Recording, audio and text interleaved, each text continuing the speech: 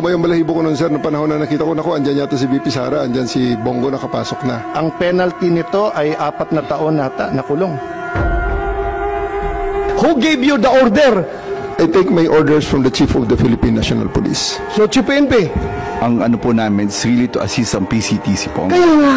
Oh, PCTC, did you or did you not give the order to General Marbil? No. No. So, General Marbil, are you lying?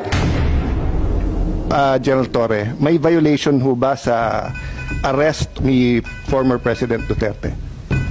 No, sir. Any person arrested or detained or shall be allowed visits by or conference with any member of the immediate family or any medical doctor or priest, minister chosen by him. I saw the video, sir. President Duterte was asking for his own doctors. Sir, we have substantial doctor. Ang sabi kasi dito, his choice, hindi nyo choice. I saw the video wherein you're saying 2-star, ako na nagdedesisyon, I will not allow VP Sara in. Tama? Yes, sir. Hindi ba siya anak? Nung nakita ko tong batas na to, nakalagay, pag anak, you cannot stop them. Ang penalty nito ay 4 na taon nata na kulong. Bawal na pigilan yung anak na bubisita. So, it's your call to violate the law.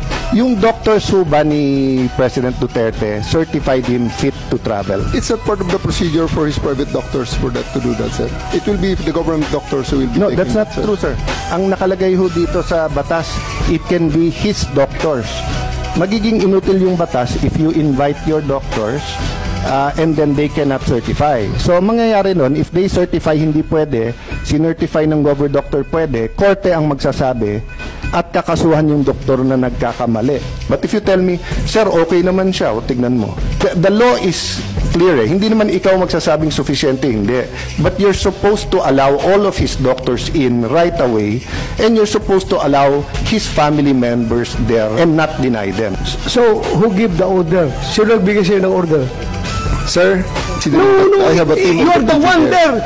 Wala si SOG doon. Ikaw ang nagkarga sa kanya sa aeroplano. Kaya tinatanong kita, who gave you the order? Still, sir, I take my orders from the Chief of the Philippine National Police. So, Chief PNP. It's always the guidance that ang ano po namin is really to assist ang PCTC po. Kaya nga. Oh, PCTC, did you or did you not give the order to General Marbil? No. No. So, General Marbil, are you lying? So I'm not lying, but I just want to have the executive privilege po regarding this matter. This Ay, nandito na tayo eh. Executive privilege ka dyan. Bakit naging executive privilege? Kanina sinabi mo, PCTC ang nagbigay ng order. Ngayon, mag-executive privilege ka. Sino-sino na tinuro mo? That's why we didn't want to attend the last hearing because this is what we were expecting, ma'am. We didn't want to be bullied. We are not bullying you, sir. Ha? We want the truth. Secretary Remulla, I recall that General Torre, nagbigay siya ng interview na sinabi niya, bigyan lang ako ng eroplano. Ako nang bahala dyan. Arrest him and bring him to the Hague. Yun na. Simple as that. Arrest him and bring him to the Hague. Sagot ko lang, sir, bigyan mo ko aeroplano.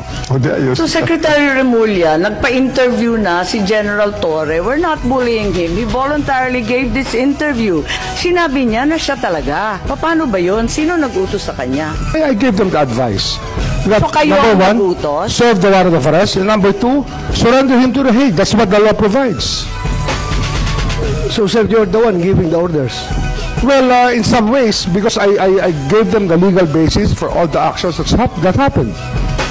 So, you're the one giving the orders.